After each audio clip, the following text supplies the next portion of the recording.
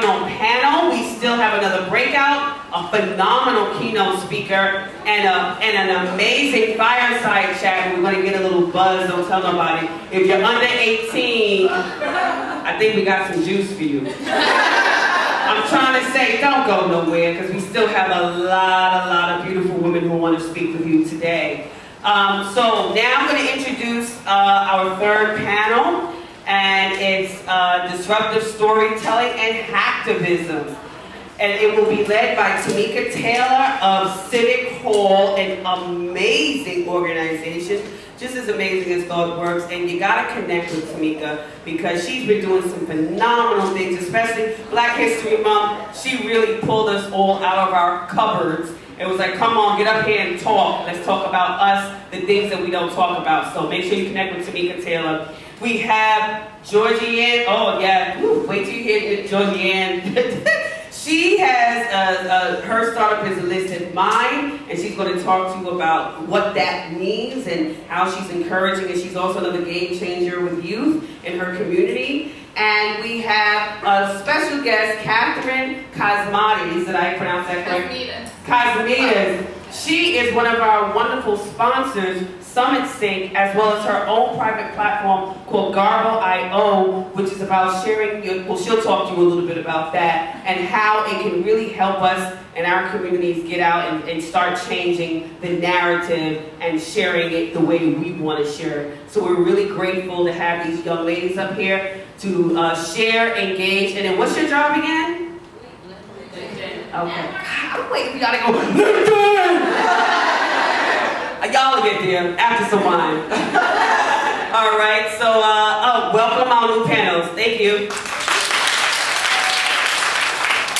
Hello, everyone. Good afternoon. As Vanessa said, my name is Tamika Taylor. I am the Director of Events at Civic Hall.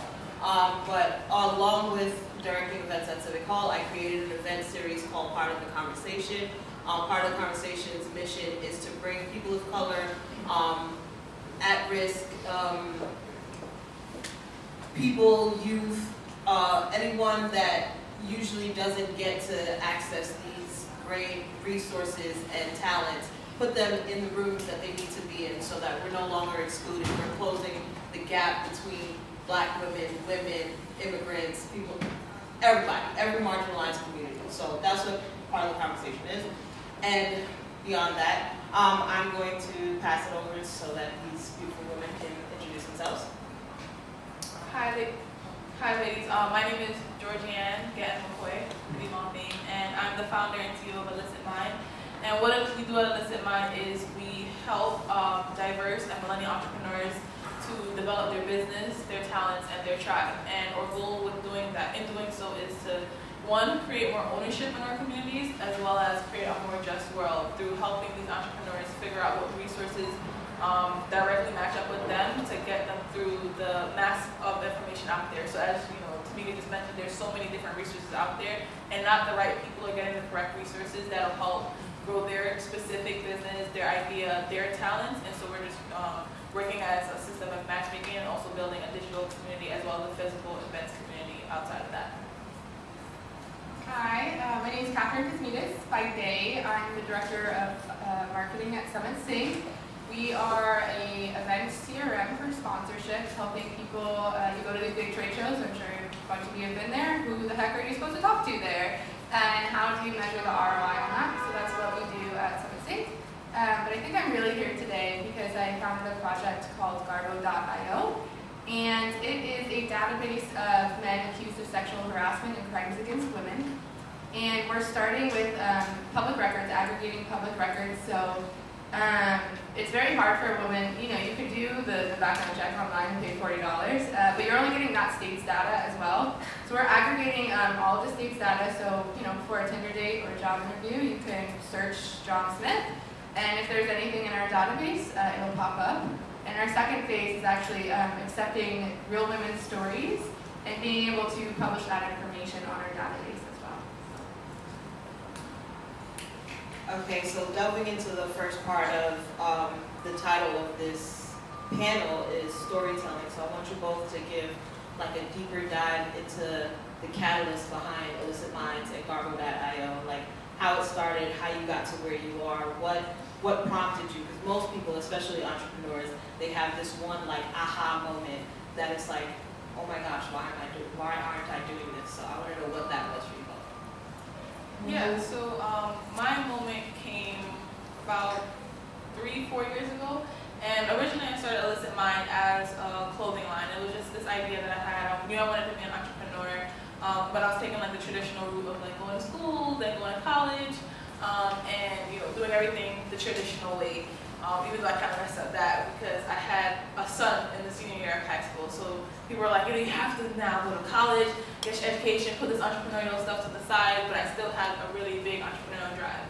So I started the clothing line, and I was trying to figure out ways to get myself out there, get more exposure, and that's when I came across Eventbrite and different websites where I could go out to different events and network. And when I started networking, I came across the New York City tech ecosystem, which prior to doing the networking, I didn't even know existed. I always had an interest in technology, from where most of us started their technology interests back in MySpace days. I had was interested in coding and liked being on the computer or the phone. Anyone needed something technological, they would come to me. And so when I found out about the tech ecosystem, I started going to different tech events across the city, the New York Tech Meetup, the Black City Tech Meetup. I started reading different books by techies.